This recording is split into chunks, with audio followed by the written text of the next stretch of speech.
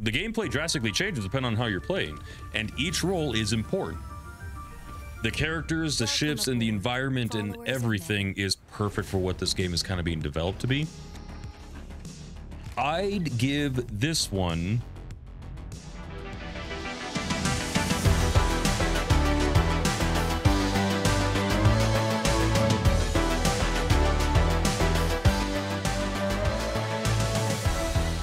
Void Crew is a 1 to 4 player co-op first-person space roguelite adventure game where you and your crew work together to power your spaceship and get ready for space battles, facing chaotic dangers that you and your crew did not train for. And that is apparent through multiple times when you're playing.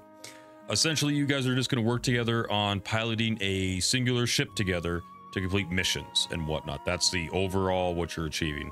We'll dive into more details on each of those things throughout. The game was developed, or is developed, by the small team named, and if I'm hoping I'm saying this right, Hut, if I'm saying that correctly, and they are actually based out of Denmark. And the game was actually published by, well, actually one of the better publishers out there, Focus Entertainment. So that's kind of where they have a pretty good team behind the publishing side, which is kind of backing it, which is very nice. This is actually Hut's very first game that I could find that they've ever worked on, and it's only for the PC. So just keep that in mind. The game is currently in early access, but it has been receiving some regular updates as well as fixes quite often, actually. So the team is very active with their game right now. It's been out since the early access, I believe, dropped only September of last year, 2023, if I remember right. If not, Tier will correct me here. So magic. So now you guys actually know that I lied about it. So, but the devs have been very active with it, and I'm actually pretty happy to see that. And they actually do have quite a few different plans that they voiced for the game. They actually do reviews and stuff like that, or even roadmap ideas where they discuss certain plans and things that they're hoping to achieve with the game, and it's pretty exciting to see that kind of stuff. So the potential for the game, I feel like, is pretty high. They got a really good groundwork laid. They have a really good foundation. I feel like all they can do now is keep going up as long as they just keep that energy. So, and as a lot of the times when it comes to that kind of stuff, it's important for the gamers to also help that energy stay there. So it's a two-sided situation between both sides, developer and gamer. The game is definitely not a very realistic type of graphic system or anything like that for the game. And it is a little, there are some janky graphical errors here and there. That's just kind of the whole aspect of it being in early access. But really, I feel like the style and design of the graphics definitely fits the aesthetics of the game. The characters, the ships, and the environment and everything is perfect for what this game is kind of being developed to be. It looks really good, but it's also not like super realistic, which I'm actually okay with. It kind of gives off a little bit of that arcadey feel, which kind of comes out with the gameplay and everything as well, and just the overall design of the game kind of feels a little bit on the arcadey side. The design definitely goes with that, but it's not in a very bad way. It's actually done very well, so it's actually a very beautiful game to see. All the lighting and everything like that is very nice to see, but it's not in a very photorealistic aspect. So I definitely enjoy how the graphics look for this kind of game. So the gameplay is definitely the part of the game that I enjoy the most. Like, that's the thing that I find the most enjoyable and fun out of the game, because I love team-based games. I love games that you and your team of players have to work together to achieve your goals. Now, yes, you can work separately or by yourself if you want to, but ultimately, if you want to achieve the best outcome, you work as a team, and I love that kind of gameplay. And this game definitely shows that, which I'm very happy with. So in this one, you and your crew can freely choose roles for each of you to fill on the ship when you're playing together. And those roles can be either a pilot, engineer, gunner, or scavenger / EVA person. So each member has a part to play, and the more synergy the crew has, the more you can achieve, essentially. You can essentially freely be whatever you want. You don't get like corralled into one role per se. Like, you're not just going to be the pilot. You can go jump in a gun, you can go EVA, you can do anything on the ship. But one cool thing with the gameplay mechanics, especially with how you level up and everything, which I'll get to in more detail here in a second, it gives you perks which then allow you to do better things in those roles that you want to play as. Each member has a part to play and so on in the entirety of the team, which is awesome. You essentially fight through different missions to complete objectives, and the more you achieve, the more XP you earn, which at the end of the missions will level you up. Standard progression system. You get XP, levels you up, and every time when you hit a new level, you will be given access to either more ships, more weapons you can build, cosmetic items, as well as perks, like I mentioned, which then can help make your next mission go better. So that's where with the perks and everything, it could be stuff like you get a special ability as a pilot or a gunner. You get one ability per class, you can't have multiple. But then you can buy perks from multiple classes for your preferred build. So you could have the pilot, which is the one that I play. So for example, I put perks into my loadout that make it so that when I'm at the helm of the ship, I can maneuver the ship a lot quicker than anybody else. But then gunners can also do stuff with guns, like having special abilities that increase their fire rate. It can help keep guns from overheating, reload speeds, all that kind of stuff. All sorts of extra perks. EVA, they have longer oxygen levels when they are out of the ship. And if you're a gunner, but you can also get a little bit of the extra oxygen if you ever do EVA work. So you can still freely choose how you want to do that. Early in the game, you're probably going to be putting all your points into just a single role, and then each of your team members just takes that role, but you can still pretty much be as diverse as you want with the points and everything on the perks. So that's another really nice feature that I do like, where it doesn't corral you into a singular thing. You can kind of pick and choose what you want to go into. So that's a very fun aspect with the gameplay. And then essentially the gameplay drastically changes depending on how you're playing, and each role is important. The pilot, who's piloting the ship, is the one who has the most battlefield awareness that goes on. They can see stuff, mark things, and keep track of what's where. And then they can move the ship around, and if you're a good pilot, you can dodge some attacks and whatnot, which makes it all the more worthwhile and helps you last longer. Whereabouts engineering can help do stuff like boosting ship systems, or even upgrading stuff, crafting things and whatnot. Then you have the gunners, who can effectively, they are the offense. They take care of everything when it comes to firing the main weapons. And then your EVA person, there are objectives or times when you have to go out of the ship to perform repairs, and that's where your scavenger / EVA person comes in handy too. So each position is definitely worth having somebody who specializes in that. So that's the reason why I definitely enjoy the gameplay in this game, is because again, you can play solo or by yourself, but if you have a good team together and you have really good synergy, the game can be even that much more rewarding. The design is actually very good in this one. I gotta say, great music cues for whenever a intense moment happens or when it's kind of quiet. The atmosphere and everything, or the ambient sounds of being in the ship and whatnot, jumping from place to place or maneuvering around with the thrusters, the weapons firing, stuff like that, your shields getting hit and everything, the alarms, it's all done very well. There are some space games out there that I played and they are not the best. There's other ones that are definitely way better, so the sound design could be a little bit better, but for what it is, it definitely works, and it helps to keep you immersed in everything that's going on. And even when you're EVAing out of the ship and everything, hearing your character breathe and whatnot can add a little bit more extra tenseness to the game when you're trying to go through a wreck or something like that, or a facility, which makes it all the much more worthwhile in that regard. The controls are actually pretty simple. They're not overly complicated compared to some other games out there, just in general. I'd probably say the best way to describe it is that it feels very arcadey. There's not like an overly obnoxious amount of buttons for a bunch of extra stuff, which I'm happy about. They didn't add in a bunch of extra things for the game that you wouldn't need. Like you don't need a crouch, or you don't need certain things like that. The EVAing and the ship controls are very simplistic, extremely simplistic. They are not like a realistic one like Space Engineers or Star Citizen, where you have to worry about inertia and all that kind of stuff. It's very, very arcadey with how you control your ship and your characters and everything. And the sheer amount of controls is not overwhelming, which is nice. So I'm very happy with that. And it's very easy to play with either mouse and keyboard or controller. The game can be played either way. The controller still needs a little bit of work. It's not fully set up yet They still need to do a little bit more work on that, but when you get into the game and moving around, you're good. Takes a little bit to get used to, but getting around the menus and stuff like that with the controller is a little, it could use some work. So, and you can just get a lot more response time with the mouse and keyboard, at least from what I've found. But again, you can pick and choose whatever works best for you, which is awesome. I do like games that give you those options. So there is a little bit of a story, but it's not cinematic or what you would typically have for a lot of other kind of games out there.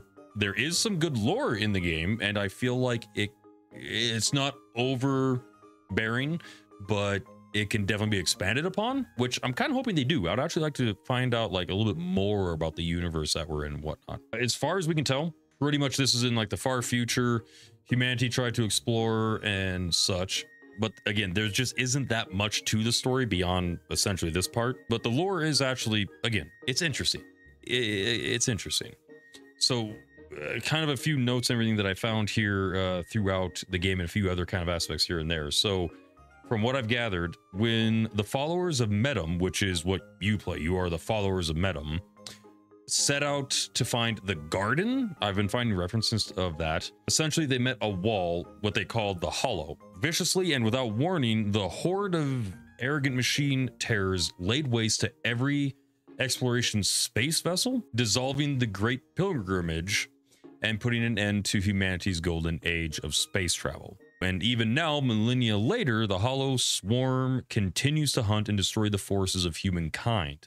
To combat this seemingly unstoppable foe, Medum Command sends forth elite teams of immortal archetypes to spearhead humanity's counteroffensive. So that's what we are essentially doing, is that we are Medum followers and we are taking the offensive to the Hollow and trying to fight. There are other factions in the game that you come across as well and fight, but a majority of the time you're fighting the Hollow as well as the Remnant, and those are the two different factions that you're primarily fighting. And you are essentially just playing crews on ships that are being sent out to these different missions to take out comms relays and all these different kind of things. And there's a lot of different types of missions that you can take on. Now, the replay value, this is kind of where the missions come in a little bit. It is definitely that of a rogue light. So there's like no really permadeath or anything like that. When you complete things, you do get some experience back, so then the next run isn't so bad. There's a few things here and there that you can upgrade, so it kind of changes a few things, but it's more of a rogue light instead of a rogue like. Keep getting those two confused. I don't know why. But you can choose to either do a collection of missions, like a run of missions essentially, or you can actually choose to do an endless mode, which is a newer mode that the developers have added into the game. Now, by completing missions, you get more XP, and even in endless mode, the more objectives you complete, just the more it piles up and everything. And then at the end of the run, it all gets calculated out, and then you level up essentially. And then that unlocks all the other things like perks and weapons and so on and so forth. So the game is definitely meant to be, you play it, you get as far as you can. If you can complete a run, great. Or if you do an endless mode and get as far as you can, great. And then you come back, you get your level ups and everything. You get your perks, you apply all those things, you get the new weapons that you can craft for your ship and everything, and then you go back out for another run. So the replay value is definitely high on that. Like, the game is designed for the replayable loop of gameplay, essentially. That's the whole aspect there. The game is set at a nice $21.99 on Steam, US dollars, but I would definitely say there are hours and hours worth of gameplay to enjoy with your friends. If you're going to play this game solo, depending, you might be able to play through it a lot by yourself. There is ways to, but the game is way better with friends. So I'll definitely say if you can pick it up with friends and play it, definitely do that. And for me, it's worth the $21.99. I bought in the game for multiple friends already, so a lot of us could play together, and I'd say it's worth it. Now, the game does go on sale from time to time, so if you can pick it up on sale, even better. But for me, the $21.99 seems to be worth it, especially considering that you can get a lot of hours out of this game for just to have some fun times with your friends. Now, overall, considering what's in the game now and what they, as well as the developers, as well as us as the players, hope they add to the game, I'd give this one a 7 out of 10 bars. Mainly because I think there are still some performance issues that they definitely need to improve upon. there have been multiple times when me or my friends have had just some issues here and there playing with and without mods. I will say that as well. We played both with and without, and we've had some performance stuff happen here and there. The game doesn't seem that overly beefy or anything like that, so kind of where the performance issues lie, not entirely sure. It just feels like it could be a little bit more improved, but again, it's early access, so obviously it's going to get better. Obviously the game's not going to be a 10 out of 10, otherwise it wouldn't be an early access or anything, but that's kind of where a majority of it kind of lies, is within the performance improvements. I feel like there would be a few extra things here and there for like content wise, which I'm pretty sure they have plans for it, which is going to be more ships. There's a very limited supply of ship designs in the game right now. There's only like 2 major layouts, like actual 2 different ships, a destroyer and a frigate, and then the only things you can change around is the layout of weaponry and your systems on the ship, but that's it. So it would be nice to see a wider variety there. I do believe they plan to do that, so most likely this 7.10 is going to change in the future, but as of right now, the time of this review, it's a 7.10 or 7 out of 10, not 0.10, out of 10. So, but some more ships would definitely be nice to see. I feel like the weaponry and everything in the game is pretty good, maybe a couple extra ones, but mainly the ships. It would just be nice to have a couple more ship designs. And then mission types. The mission type variety is pretty good already. I feel like they could add in a few more, and this is kind of where one thing comes in. This doesn't really correlate to the rating directly. It's more just something that I would like to see, but I don't feel like it's necessary for the game, really. The game can still do fine without it. But I would like to see, but again, it's not really necessary. It's just something I would like to see, is some kind of FPS combat. Now, I am a fan of like team-based working together and stuff like that, especially in combat situations. Now, running the ship together is great, but also having some missions, and this is kind of where I feel like this could actually work well, is having a couple different mission types, essentially, where you do FPS combat.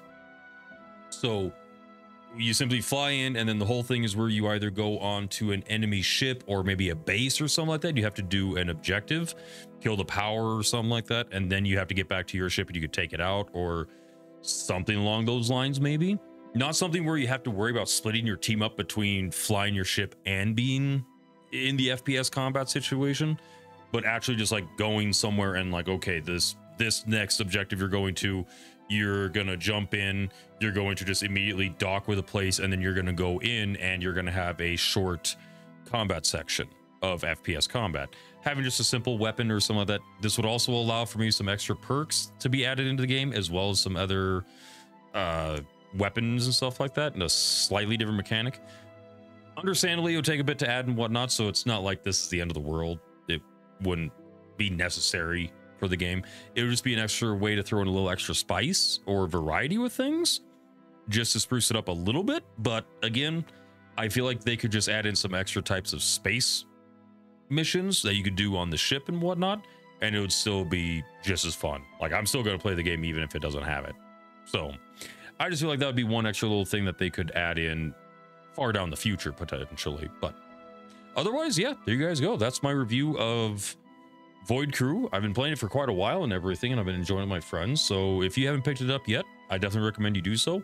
And if you don't have friends to play with, come on over into our Discord and join us. I jump in about once a month. We have some other people that do play a couple times a month, maybe once a week almost. But jump on in if you want to try to find some people to play with, and heck, you can get yourself a good crew. Otherwise, there's my review. Hopefully you guys enjoyed. So catch you guys next time.